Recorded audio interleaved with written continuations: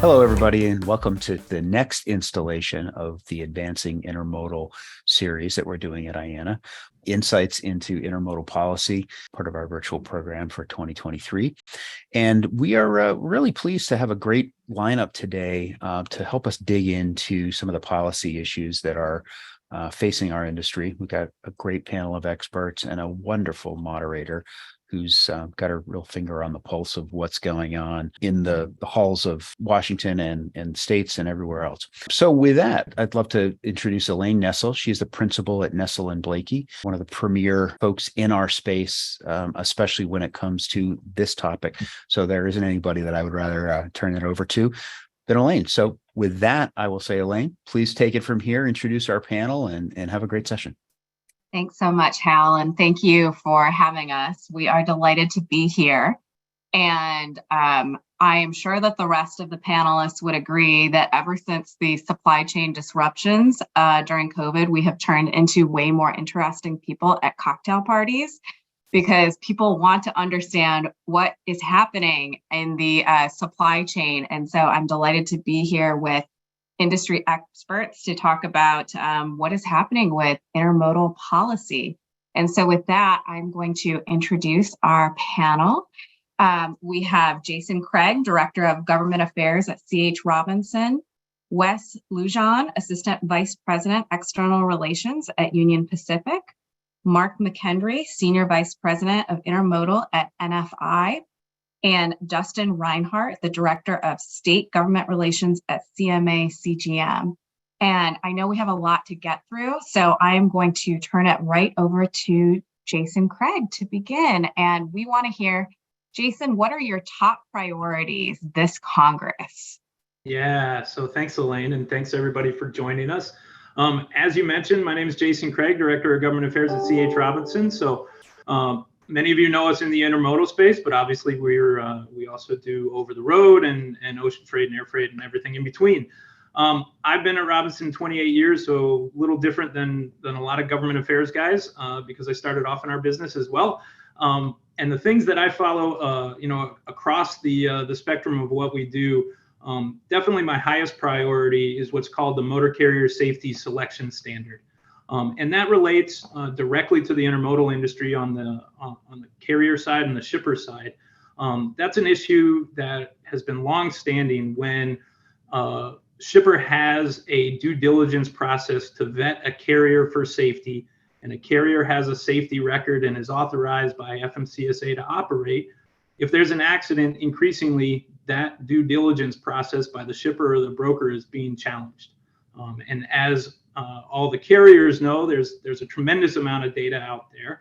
And what HR 915 does is it essentially says, hey, if a motor carrier is authorized by FMCSA to operate, then a shipper or a broker should be able to do that without being questioned, should be reasonable in that decision.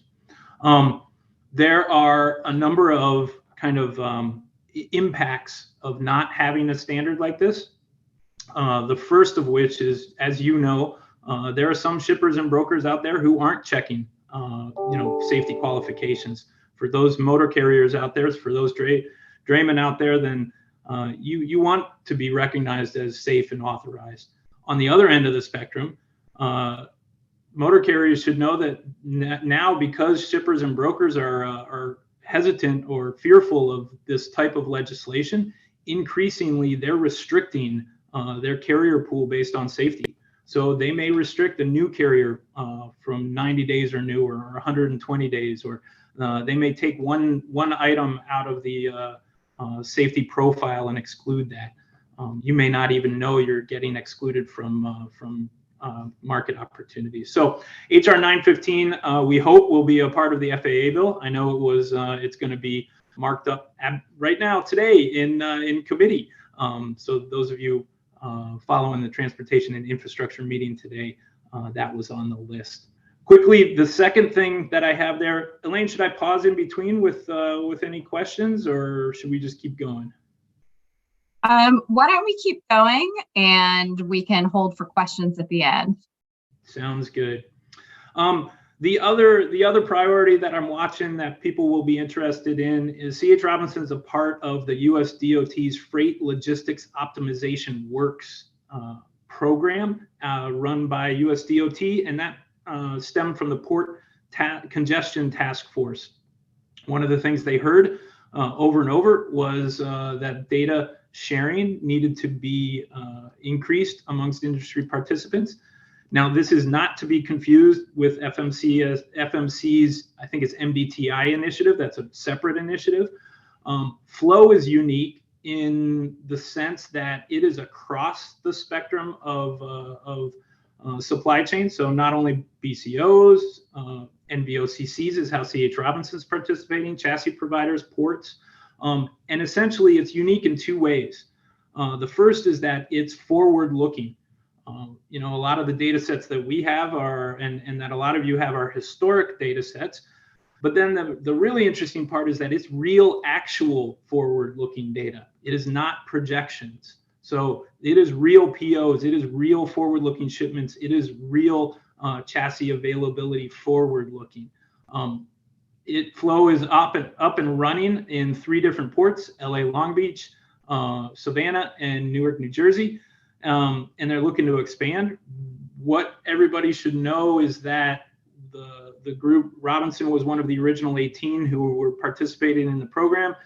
And we worked very, very hard on priorities such as keeping data anonymous, making sure that the Bureau of Transportation Statistics protected the data, that it wasn't foilable, and that it's a give data to get data initiative. So you cannot see the data unless you participate in the program. The Flow program is going to roll up eventually into what's called the U.S. Freight Office, or which was authorized in the FAST Act, or the U.S. Office of Intermodal Policy, I think is what it was technically called. But hopefully my hopes for that office is that it's going to be a champion for freight issues across the U.S. government. So if we have issues at Customs or issues in another agency, that the U.S. Freight Office will be our advocates within the U.S. government, and Flow will be a part of that. So those are the 2 primary things that I'm watching right now, and I know we got lots of other ones to get to. So thanks, Elaine. Okay, great. Thanks so much, Jason. All right, let's go to Wes. Hi, Elaine. Thanks again for having me on the panel, and it's really an honor and privilege to speak for this group. I just want to say we really appreciate the partnership with IANA and having an opportunity to work on a lot of different legislation. So with that, I'll just go ahead and give you a little bit about my background. I've been with the company about 15 years, started my career in California, working actually with some of the ocean carriers and trucking companies out there, and then came in-house with Union Pacific. And I've worked all across the country, in California, the Western US. It's based in Chicago for a number of years, and I've been out in Washington, D.C. now for about 5 years. I can honestly say I've never seen such a dynamic time for our industry as a whole, and for our company in particular. We span 23 states, have 32,000 miles of track, have about roughly 34,000 employees spread across that network. Obviously, this last fall, we were really active. My grandma was calling me every day for rail labor updates with the Presidential Emergency Board dynamic. And, she's 90 years old, and she's always known what I did, but she never really, was paying that close of attention. So, we're on, as you mentioned, Elaine, we're out there now. And so going through that was a pretty intense experience, going all the way through December, with Congress having to intervene for the first time in a number of years, a few decades. And then going into this year, we thought, okay, we're going to have to, re-educate and get engaged on the congressional front, just to kind of build new relationships and replenish things with the education and everything else. But late last year, we obviously got more focused on some of the embargo issues and STB activities. And then migrating from that, February 3rd changed everything. So East Palestine, the derailment occurred. And at that point, the whole year changed. And I just want to say that, we obviously are sensitive to the impacts that derailment had on the community and with our fellow Class 1 railroad out there that was responding to that incident. We've obviously had incidents we've responded to as well, but just seeing the intensity around that whole discussion has really been been pretty overwhelming. So we have been working with members of Congress, both in the Senate and in the House, about what's going on in the rail safety space. And I can honestly say that's pretty much consuming all our time right now, outside of a few bills that are pending right now on the T&I markup that was alluded to earlier today. That's going on right now. So one thing people don't realize about Union Pacific is we carry 46% of all hazmat rail car loadings across all the Class 1 railroads. So any sort of size restriction, speed restriction, reporting requirements are going to have a disproportionate impact on Union Pacific as we work through what types of policies may come out of this package. And so that's something we've been talking to members of Congress about, is just that, hey, when you look at potential solutions in the space, that any minor tweak may have pretty significant ramifications, and that will impact other commodities like just-in-time intermodal shipments and other things that operate across our network. Of all the trains we operate daily, about 33% of them have some type of hazmat carload on them. And that could be one rail car or multiple.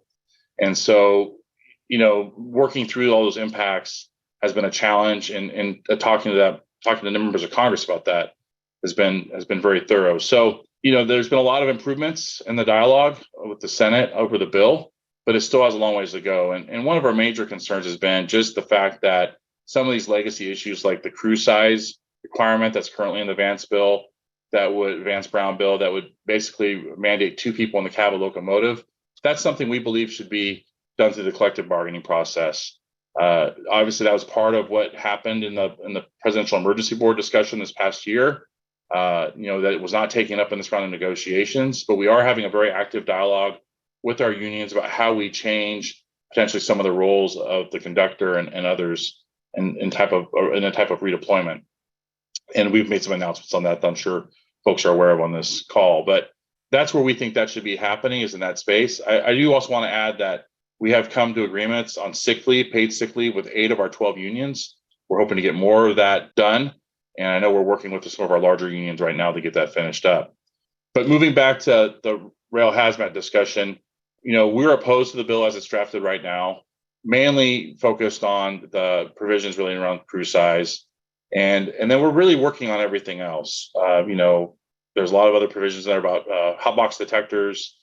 Currently on the UP system, we have our hotbox detectors are spaced about 19 miles.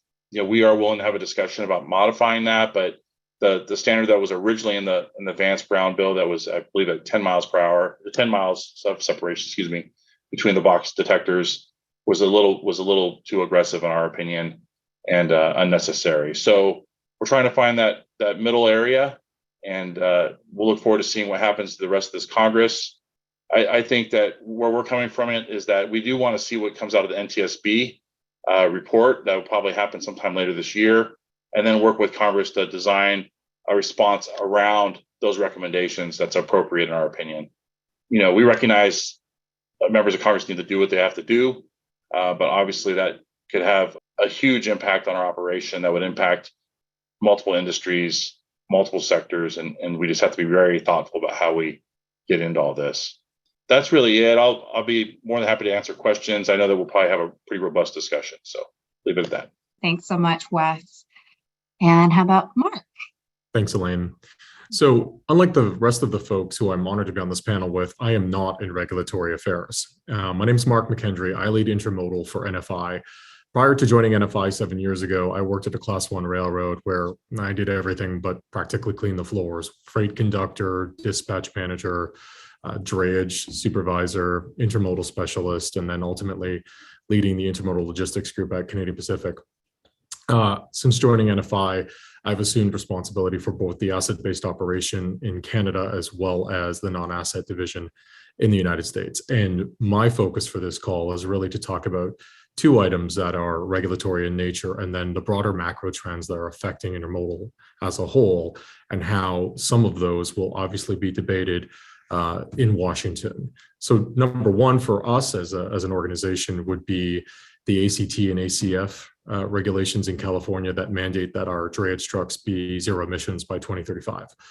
That is not something that poses a challenge to NFI, but what it does do is decrease competitiveness in California drayage operations. So, where we have concern is when we see state level regulations that narrow competition and therefore drive the price up for intermodal, because we are very invested in growing this mode, not only as a business, but speaking for the broader intermodal community.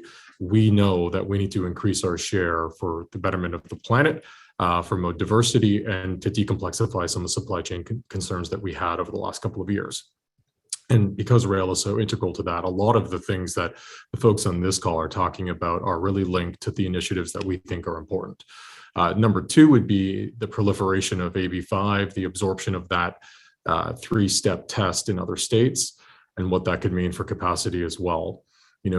While we are seeing East Coast and Gulf Coast port adoption at a higher rate than ever before, we continue to see that trend become immortalized when we see activity like we're seeing in California, by driving out capacity or making it difficult for independent contractors to get in the game, so to speak, with the high cost of zero emissions vehicles. What we will likely see is more migration to the East Coast ports, which tend to have a lower length of haul overall for intermodal, therefore less competitiveness against the truck, which could have an effect on decreasing intermodal volumes across the country. So that's something we're tracking. That's something we're very interested in, because it has a broader implication for the mode itself, as well as how that connects to our customers who consume intermodal as a product. There are some other ideas out there around nearshoring and friendshoring that we're keeping an eye on, because they've been bubbled up to us by our customers. And it kind of centers on competition with China. And the select committee is debating this, and they are talking about how there are ways to mitigate this. But the reality is the infrastructure that's hard-coded in China is really geared towards the US consumer. And for us to diversify as a broader community of people making things, it's going to take time, it's going to take resources, and it's going to take further pressure on the supply chain, which does not exist today as we speak, but certainly did over the last 24 months. And this nature of all of us to go and revert to our old habits likely means that we'll continue to see the behaviors of an over-reliance on China potentially continue, despite all the conversations we're having about friendshoring and moving the different manufacturing sites out of China and into growing economies that are maybe perhaps in Asia or in North America. But the reality is, as we see it anyways, is that there are finite capacity constraints within the Canadian labor pool and the Mexican labor pool. And actions like we've recently seen in Mexico taking over 75 miles of track on a private company kind of give you pause before you really invest in a climate like that. But we do know that that's still a more welcoming environment than perhaps some of the things that we've seen come out of China in the last 2 years. So those are some pretty key things, and I don't want to tie up too much time, but I do want to talk about inflation and the effect that is going to have on intermodal, as well as just broader transportation as well. But in the interest of time, I should probably turn it over. We are ahead of schedule, Mark. So if you'd like to talk about inflation, please go ahead. Absolutely. So the demand decrease that we're seeing broadly, and I think the folks on this call are all working through the same market that I am. And as the voice of the business, so to speak, on this call, I think it's important to call out that we are seeing less demand than ever. The mode itself is shrinking relative to truck. I don't know that there's an end in sight. Some of that has to do with the coastal migration of where we're importing freight to. A lot of it has to do with consumers obviously tightening up their budgets. The Fed policy is part of that. The cost to carry debt has obviously grown and probably needed to tame inflation. And I think that as we continue to see inflation and the cost of just everyday goods go up, we'll continue to see pressure on retailers to run leaner inventories, and therefore the replen cycles will be more spaced out, which is obviously going to lead to decreased intermodal demand, and I would say decreased trucking demand as well. Overall, we're seeing the pressure of a dynamic truck environment taking volume away from intermodal. I'm seeing within my customer base, I know the folks that are on this call are probably feeling this too, where the overall transportation climate is such that there was plenty of investment in capacity. There was a lot of folks going out there and paying truck drivers what they frankly deserve to be paid. And all of those hard costs still exist, regardless of the fact that demand is not there. So something's got to give. And while inflation is affecting day-to-day households in a more material way than perhaps the folks that are on this call and the folks that are battling in the intermodal trenches, it has to be called out that as we continue to see pressure on the consumer, we'll continue to see less goods purchasing, both durable and non-durable. And that is going to have an effect on demand for intermodal as a mode. Relatively speaking, we have not been as competitive and as quick to respond to changes in the marketplace as a mode. And that has something to do with the policy around yield and marketing within the railroads, but it also has to do with the influx of capacity that's kind of helped support a low price environment. I mean, Elaine, do you want me to go on and continue to talk about macro trends, or shall I? We'll come back to that during the Q&A, but I have to tell you that I wrote down friendshoring. That was a new to me term. I had not heard it before, but I like it. It's very friendly. Yeah. Thank you, Mark. All right, and last but not least, Dustin. Yes, thank you for having me on. I'm the state person here. I know we mentioned some policy within California prior to what Mark was speaking about, but often state governments are overlooked many times. The DC, Washington area is the big sexy machine, but as I say, where state governments is actually where intermodal, where the rubber meets the road. That's where the money actually is spent. It's where the projects are implemented. It's where the ranking of and how to get that moving forward. So just imagine every single state has its own process, its own makeup, certain amount of legislators in each Senate, the House. One state is just a unicameral, so only one chamber. They all have different rules. They start different times. They even have different legislative procedures, whereas California has an ability to put in almost like a holding bill. I want to have a bill about chickens. That bill doesn't have to be made up for another month or two prior to submitting it. So you just kind of hold and watch and wait. Whereas Texas, for example, it gavels in, but no legislation could be even addressed within the first, I believe, 30 days or 60 days, I believe. So it's very different. I will say my days are often spent in both Alaska, Florida, California, Virginia, all in the same day. So with that, a lot of those ideas that you do hear about in the federal side, they creep down to the state side. You mentioned two rail crew and railroads. That's always in state governments every year. That usually doesn't really move, but that's always there. So the big thing with the state government is the tracking it is immense and it moves quickly. For example, in Virginia, a bill could be put down in Monday, and then the next Monday it's already on the floor for the second or third vote. It moves quickly and under the radar, which is the even more scary thing at times. And as I said, where the rubber meets the road, these are things that could actually impact business directly. And we mentioned with Mark about the regulations revolving around sustainability, trucking in California. It's a direct impact not only to the vessel carrier, but every single link within that supply chain. So it's both defense at times, but also the offense is to be able to explain and have them understand. I always say the vessel carrier, it's a big ship, but you don't get to see it actually in action. You get to see it way off when it looks small. And then you see it at the port where you don't really get to go up to it. So my aspect and my job is informing, mostly explaining what these processes are in the supply chain and the intricacies that it has. Oftentimes when DC acts, states follow with whether it be a good idea or a bad idea. And that's kind of situation we are in right now, because as we said earlier, supply chain was something that nobody understood. Quite frankly, probably nobody cared except for most of the people here on this meeting. And now it became a dirty word overnight, and now I think it's a little better now, but they understand it. So that's one of the bigger aspects that we're kind of watching in the CMA forum, but also all vessel carriers, and I imagine everybody on this call. One of the big things too is that we're doing is integrating with the administration. This is just quickly on the state side. I always like going into the legislature. You could always, for the most part, those people can be there 20, 30 years, where a governor is there for maybe 8, so you could actually build a good team of folks and understanding what that supply chain is and moving it forward. And let's not forget too, one of the bigger aspects is local governments.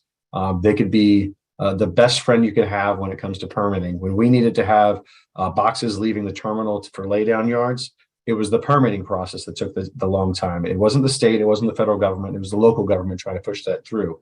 So ensuring that you have a local presence in areas where you have large assets. The CMA is operating FMS in Los Angeles, getting ready to take over GCT in Bayonne and Staten Island. These are very key localities that could be very helpful, not only in things like that, but also if you're trying to apply for grants, you do need that public sponsor. So moving into that aspect, and one of the major policies that we're kind of going through, all of which have been very, very important to us, previously spoken about. But the number one, as I said before, is explaining. Vessel carriers for the longest time have kind of taken the back road, allowed a lot of the operations just to move forward. But we've seen just with this last supply chain that we need to at least have a voice and be present at that table. And then explaining the supply chain from start to the end is that it's all connected, as we all know here today. So it's important as one of those links to be there as a partner with y'all, and also explaining to those legislators, because far too often those legislators on the state side, they're not full-time, they're part-time, and they might even have maybe a full-time staffer. So they need to learn prior to going into session, and then be understandable and accessible when that's going in. A great example is, like I said, Virginia moves quickly. It's a 45-day session. I don't think anything moves in 45 days in DC, whereas you have thousands of bills already voted upon within that session. Another major aspect we're looking at is long-term is refueling. What is that future fuel of our vessels? A lot of that will determine federally, but you have to have the infrastructure. And again, where the rubber meets the road in the states, how can we get that moving forward? How can we ensure that, number one, you have bunkering vessels that are able to dock, infrastructure that's able to fuel, and then looking forward, whether it's LNG being that bridge, what is that next one that we're going to be going forward with? We need to have those conversations now so that when we're ready to do it tomorrow, that it's ready to go. We mentioned sustainability improvements. We're all trying to do that everywhere throughout the supply chain, particularly vessel carriers. Our operations on the vessel side are important, but also so are our terminal assets and logistics aspects. When you have the trucking is important, and it's explaining that we want to get to where that maybe legislation is, but we need to figure out that path to get there, because far too often, kind of almost bite off bigger bite than we could really chew. And then, of course, infrastructure. One of the key things that I've been really engaged with is your local regional governments, which are your MPOs and your TPOs, metropolitan planning organizations and transportation planning organizations. These are those bodies of government that most people don't bother or know about. Well, these are where you have state legislators and local legislators determining long-term projects that can then facilitate it up, because once the federal government has this huge omnibus bill of spending for infrastructure, it gets sent to the state, and the state determines where that is. If you already engage an MPO, that MPO is telling them, we already have these projects ready to go. And it's also very good for integration. If you have a big facility coming and you want to grow, well, you might need that extra lane. These organizations need to know that, an extra lane for trucking. They need to know that so they can plan forward with it. And then lastly, we have to partner when it comes to our customers. And one of the bigger ones I personally like to partner with, because of my background on growing up on a pig farm in Virginia, is your agricultural and commodity folks. Of course, other ones as well. I use those as a great example, though. Given that supply chain, a lot of these are timely, so you need to partner with them. And what CMA was able to do is implement incentives to try and facilitate a box being done quicker, and then partner with things like the dairy that has a very timely aspect to it to get it out quickly. And as the number one exporter on the West Coast, as we see those as a great opportunity to partner with those customers at a holistic level, not just in the business side, but also in the legislative side. And that's kind of the rundown. I'm more than happy to answer any questions or anything we're looking forward to. Okay, thanks so much, Dustin, and particularly appreciate your commentary on the speed at which state government moves compared to federal government. You were giving me a panic attack just thinking about things moving that quickly. So I'm glad that I'm not dealing with it and you are, because it sounds like you are used to it and equipped to handle it. So we are going to ask folks to put some questions into the Q&A box so that we can begin moving through those. Hal, that's the correct procedure, right? The Q&A box? Yeah, down at the bottom of everybody's screen, there's a little Q&A icon with some air bubbles or some quote bubbles or whatever they're called. And looks like we've got one to jump out. First and foremost, as always, the first question is grateful for all the information that you guys are sharing. This is a carrier that a motor carrier in the East, and they've had a lot of challenge because of the challenges right now that you all talked about in terms of where demand is and the capacity, and they're looking at potentially having to close their doors. The short question is peak season ever going to come back? Do we feel like peak season is going to come back? I know it's a little bit off of our track here, but I think it's a good question because it does kind of get to that core piece of, have we learned anything from the last 3 years? Are any changes going to be put in place from the last 3 years? And it sounded like, Mark, you guys have, I mean, I know you all have done a lot of research into where things are going, but that's the starting point. Is what does the road look like for actual freight?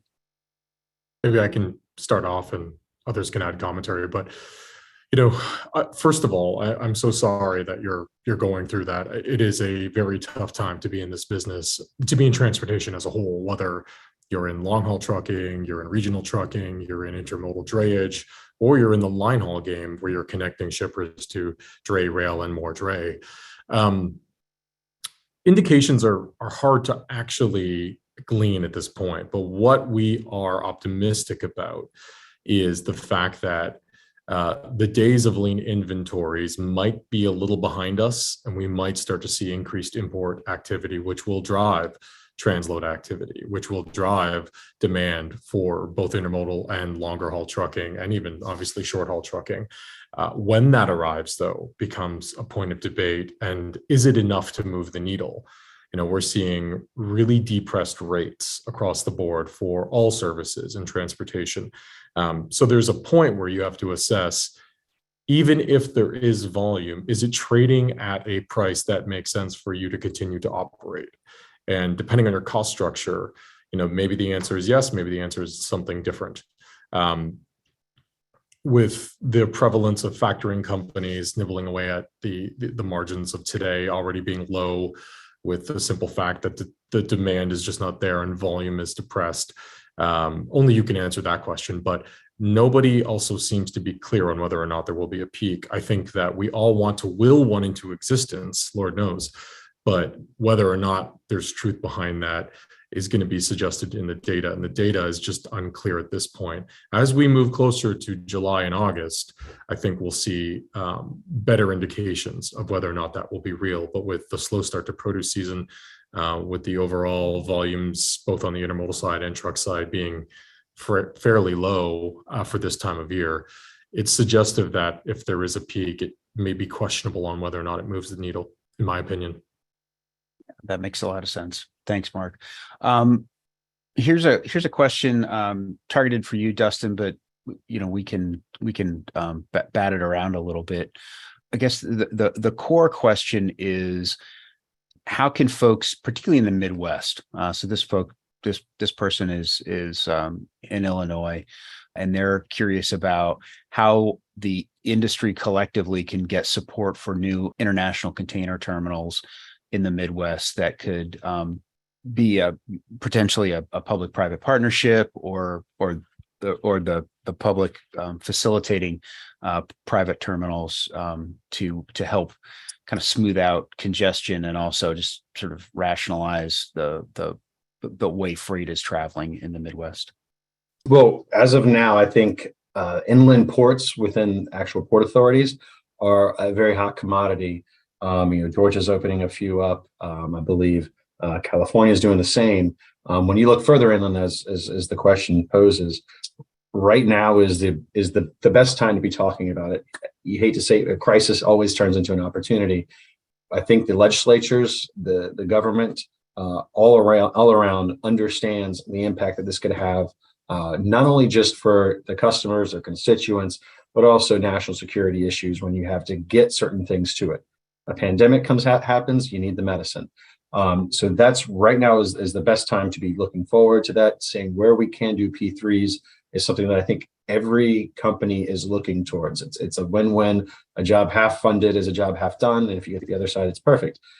So right now is the time to be talking and speaking with these individuals, both at the government side and probably your economic development folks. So the administrations would be the number one people to be talking with, because they'll know who's already there and wanting to move that ticker forward.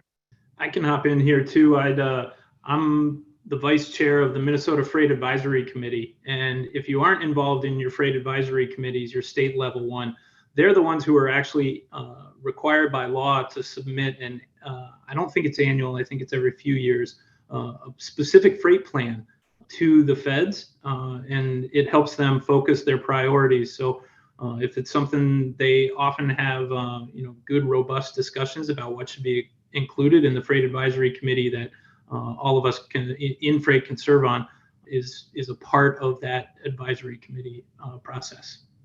And just to go off that too, a lot of your local folks out, like your NPOs, will have also one of those too. So it's very helpful to be a part of that. Fantastic add there.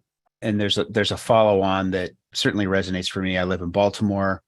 The Port of Baltimore has been restricted to single stack out of it for a number of years because of tunnel clearance issues.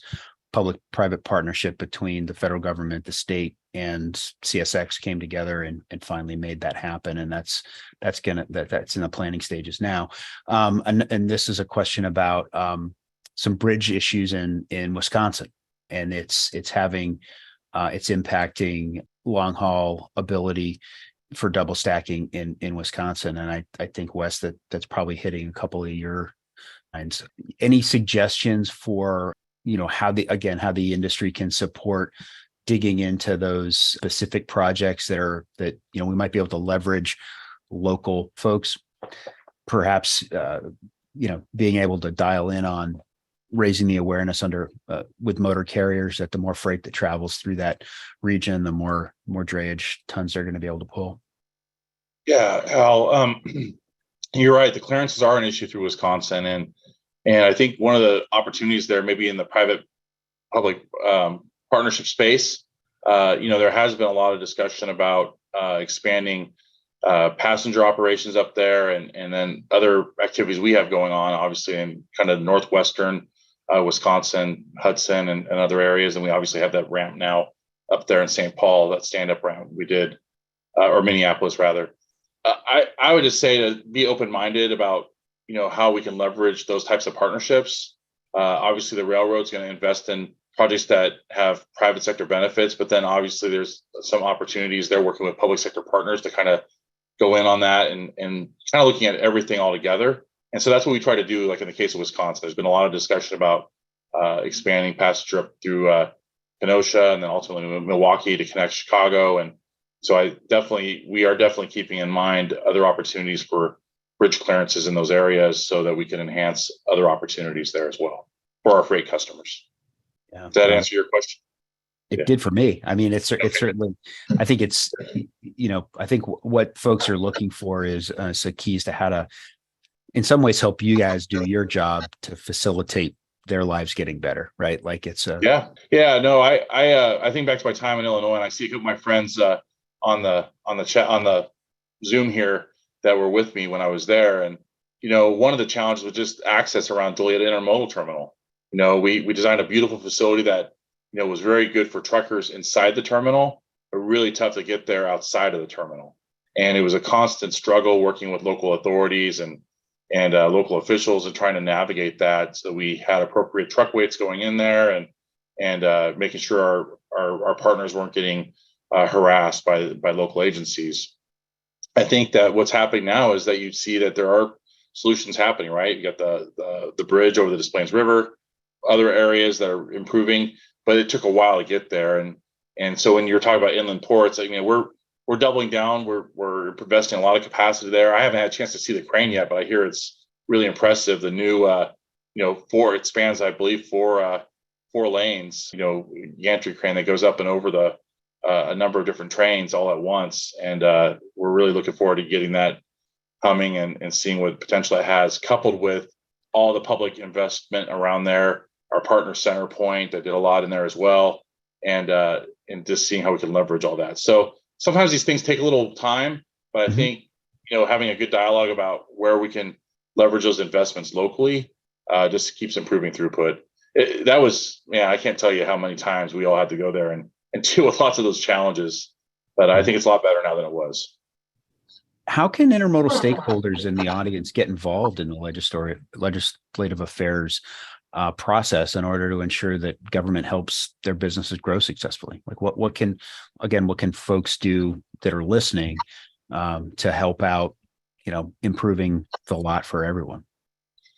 Yeah, I think on our end, and I, Dustin, I actually come from a local government, state legislative background, so I can appreciate where you're coming from. And you're right, the speed of things is a little different here, but I think one of the things I've seen that's been real effective is where we've had, companies either in state, in district, in state, or working with their local associations chiming in the Congress. They hear from a lot of us, Hal, as you know, and Elaine, as you know, the kind of DC based folks, but seeing that, having that local flavor or getting that local company saying, hey, if the railroad's slowing down to 40 miles per hour, and I have mixed manifest freight, or I have, some intermodal tied in with some manifest that's going to be maybe tagged as hazmat, that's going to affect my business. And we really got to think these things through. And I think having that extra layer of credibility from the local perspective is really helpful. So don't hesitate to chime in and send folks a letter when you can, or an email. Yeah. And I think Elaine can probably jump in here as well, because I think that's one of the things they do really well is leveraging multiple voices to solve these kinds of problems. Yeah, I think that's a great point. And I would also say that repeating yourself over and over and over again until you are so sick of hearing your own voice that the amount of, what we call brain drain up on Capitol Hill and like the revolving door nature of folks working in the administration, you are constantly educating new people. And also you have to keep in mind that the people that you've already spoken with have spoken with 10 others that same day, and they might pick up something different in every communication and every email that they receive from you. So repeating yourself over and over is critical. Al, can I add one more? Absolutely. One more tip is to invite members of Congress or their staff to see your facility. The most important thing for them to understand is that you're in their district and you have expertise. So it's very common and relatively straightforward, especially with a staffer, to be able to get them out on a Monday, on a Friday, and run them through your facility for an hour and tell them what's important to you. I don't know how they do it. They have to be experts in every single industry. I have a tough enough time keeping up in transportation and freight, but they have to pay attention to healthcare and nuclear energy and farming and ag and school nutrition and education and everything. So again, just knowing that you're in their district and being able to see your operations is very, very helpful as well. That's a great point, Jason. And I'll just underscore, we work really closely with Elaine and her team to keep our members advised of all the important legislation that's moving through and being discussed, primarily in DC, but frequently there's a lot of regional info in there. But I would encourage folks to go to the intermodal.org site and look at our updates, because those voices are critical to make sure that those sometimes, as you point out, these folks are experts in 70 different fields, and they are also the ones that are likely going to propose regulation. So you really want to have expert voices in there guiding them, especially when it's in an industry like ours that is a little challenging to understand unless you go see it. And you can get a sense for how much freight actually moves, how many people's lives depend upon the work that those people are doing in that element of the huge supply chain. but I'm going to hop off my soapbox because you guys are the experts. Here's a question about federal regulatory policy in terms of incentivizing private investment in our nation's supply chains. Do you folks? I mean, I think it's probably a good one for all of you. Well, I'll lead off. I think one of the things we're thinking about right now is we don't want to create a situation where there's regulations in place that create a disincentive, right? I mean, we're going to spend $3.6 billion this year on CapEx as a company. That's pretty significant. That's more than a lot of state DOTs. I think making sure we can spend that capital where it matters is the most important thing. It's nothing against positive train control, but I was around the railroad in 2008, and that was a $3 billion mandate on our company. Now, obviously, we want to monetize that now and move forward and do some good things that keep leveraging that investment. But for example, a 2-person crew rule is not going to help that, nor are restrictions on like automated track inspection. There's technologies out there that are going to help us get safer as an industry and all across all these different modes. And when you create disincentives to move towards some of that technology, it's gonna drive things the wrong direction. So I just say there's some good things out there that will make us all more efficient using technology, as long as government does not impede that. So I like that for folks. I would agree with Wes. What we run into often in the private side is wanting to utilize perhaps federal funds, and what happens is the strings attached slow it down drastically. We've been working a lot with organizations outside of here, mostly in DC, to make those strings that are pulling the weight down, kind of loosen them up a little bit. That helps us be able to, number one, want to work with federal government, which is what we're trying to ask here.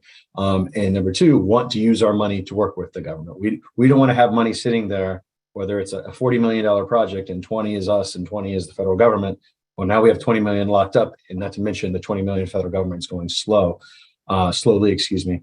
And then, one other thing too, when we're working on these projects, say we are successful in getting a grant, the average time for a shovel to go into the ground when it comes to certain DOT grants is 415 days.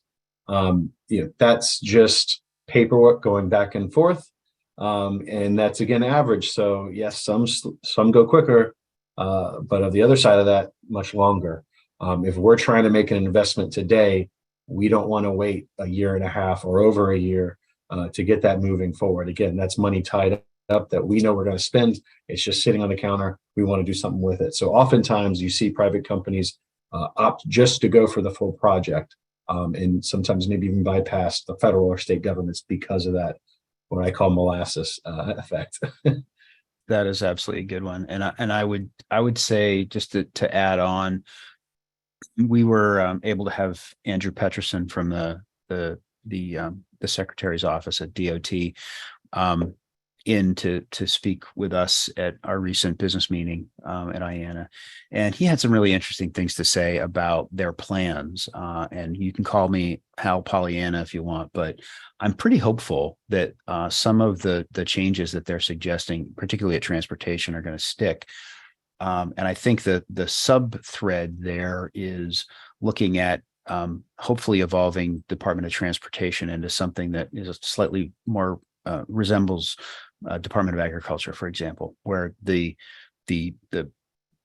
government agency is there to support the industry in total and not just regulate it, but also support it in a positive way and promote it and help eliminate redundancy and roadblocks within government. So hopefully a little bit of good news. And I think the positive headway that Flo has made that Jason was talking about, I think is a really good indicator of that. That's incredibly sensitive data. And there's a lot of great contributors to it already. So that tells me a lot in terms of, mountains can move sometimes when you just apply the right kind of leverage. Hal, could I just add something? Please, that's a bit unique? But we have a mode that's pretty superior from a carbon standpoint that's out there that's just not seeing the adoption that we want it to. it's very difficult as a IMC or an intermediary of any sort, or even an asset owning IMC, to incentivize shippers to leverage that mode. Instead, we see things like platooning occurring, which is just an inferior way to reduce carbon when we have the best way. And perhaps we could look at incentivizing BCOs who leverage intermodal as a mode and use it as a certain percentage, not only as a hedge to protect their supply chain, but also the good that it does for the broader environment. And the same could be said for the ocean carriers who are most fuel efficient. There should be some recognition, or there could be some recognition for shippers who partner with carriers that are investing in this planet's future. Amen, brother. I mean, you really are hitting the right note, because I think it's a critical advantage to intermodal. Not only does intermodal make sense in a lot of other ways, but it's comparatively small environmental impact is far reaching. And I think I think we've got a long ways to go to understand just how much better it is than over the road, when you consider, we're using right of ways that the rails own, maintain, and keep safe and clear. So the deterioration of the roads, is not being affected, and on and on and on. I want to kick it over to Elaine and just sort of maybe tee this up for some last thoughts on kind of where we're going, what we should be watching for, what we should be doing. Right. Yeah. Thank you, Hal. First of all, excellent questions in the chat. Really fabulous, very good dialogue. And I did want to ask the panelists for some closing thoughts, since we are here to talk a little bit about your efforts related to interacting with the government to help educate on what is needed in the industry. And I think that part of what makes this a really complicated discussion that does require a lot of different touch points and a lot of educational efforts is the fact that what we're dealing with are private companies operating on a mix of public and private infrastructure, providing a service and also a public necessity. And so I think that for all of those reasons, the federal government and the state government's role is complex.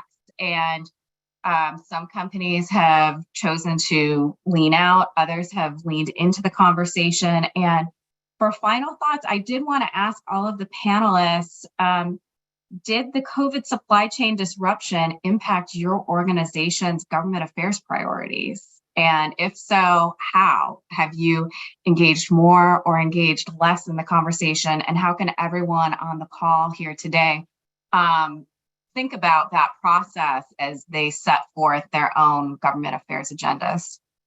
I guess I can start a little bit here. C.H. Robinson, we're in kind of a unique role with government affairs because many of our customers have great government affairs teams, but they don't focus on freight transportation. And so oftentimes, especially during COVID, we would send out kind of government affairs types updates regarding emergency declarations and things like that to our customers' teams, because again, the contacts, the deep contacts we have across the industry on the regulatory side, we can get answers pretty quickly from them. And it was a great way for them to communicate externally as well. So I think it showed, the priorities didn't necessarily change, but the information was critical. And I think all of us know more and more that the details matter. And if you aren't following these discussions on a daily basis, you can get lost. And we understand that. And that's why we're here, to follow these discussions and know the details over the course of however long. We're used to in freight transportation, we're used to things moving pretty fast, but that's not my world in DC for sure. From our perspective, a lot of the things that we've done relate to advocacy with the trucking associations that we're members of. I mean, I think it's reasonable to say that COVID has absolutely altered the way we procure. Our vendor strategy has dramatically changed as a result. Certainly from a regulatory perspective, having legislation which decreases competitiveness at a time where we needed capacity in this marketplace more broadly was challenging.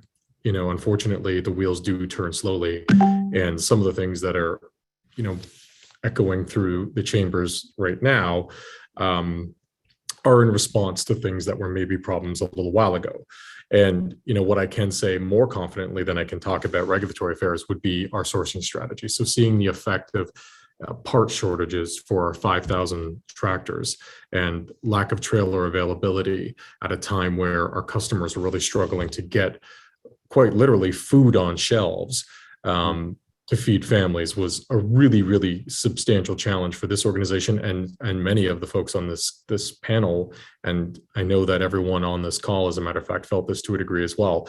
So that, that's permanently altered the way we look at partnering with vendors and how they can supply NFI and certainly the parts that go into the tractors and the trailers, frankly. I would just say, coming out of the COVID situation, everybody on this call knows, there's obviously a lot of service challenges for our organization, not having the employee base that we needed to properly serve our customers, and then obviously that whole spiral. I would say our goal is to have the best world-class service that equals happy customers, that equals less issues in Washington. And I think that one of the things we saw is that coming out of COVID and then, things picking up in the economy, and, we thought we were kind of staying ahead of the hiring dynamic. That was a big lesson for us. And so obviously that got implications at the STB and a lot of attention from the FRA. And so when we look at all these things, we have to have a lot of communication internally. Coming out of COVID, I think our employee base is much more engaged in what we're doing here in Washington, D.C. and how that affects the business. And then just externally making sure our customers see us as partners and want to help us move things further along in Washington versus being concerned about service issues and not being happy with us. And I think that will just simplify everything so we can focus on the bigger agenda that Hal's talked about is, hey, how do we move things more by intermodal, more by rail, and just grow that business. So that's our goal here.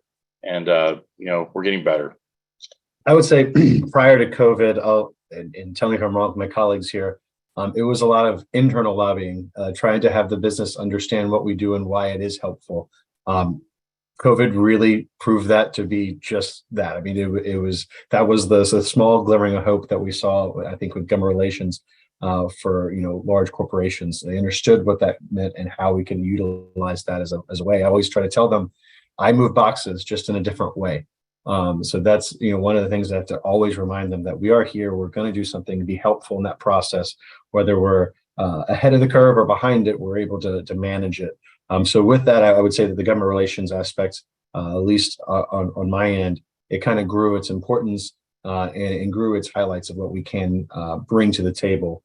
It also has been very helpful because when things are moving forward, we've been able to better prepare instances of operations or finance, things that are already happening, so that when that legislation does get passed and when it actually does get on the books, we're already ready or already operating that way.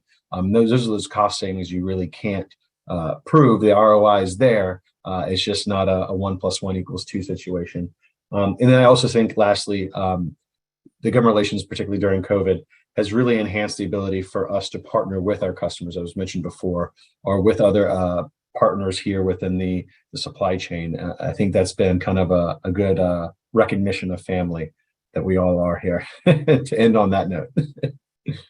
What better note to end? That's wonderful. Thank you so much. And thank you everyone for participating. This has been a really wonderful conversation. And I know that I've learned lots from listening to all of you. And thank you, Ayanna, for hosting such an informative session, and look forward to continuing to work together as this large freight family, as Dustin put it. Yeah, thank you. That's a great analogy, and I think that's how we sort of see the world as we're all at the table and we're all trying to get things done. And I would just say, don't forget to reach out to those organizations that are doing good for you. Elaine works with a group called CAGIT that I would love you all to take a look at. They do a lot of good awareness and information sharing around these issues that kind of help amplify all our voices. And I think that seems to be a reoccurring theme here is, use your customers, use your vendors, use your partners to amplify the needs in that government relations space where, like Elaine said, you have to say it and say it and say it until you get sick of hearing your own voice. And if you've got some friends, at least you can alternate and, maybe get some harmony going on. Well, with that, listen, folks, thank you so much for taking the time to join us and share all of your expertise. I know you're all super busy, but we really appreciate it. All of you who joined us virtually, thank you for spending time with us here at IANA, the connecting force behind intermodal freight. Thanks, everyone. Thank you. Thank you.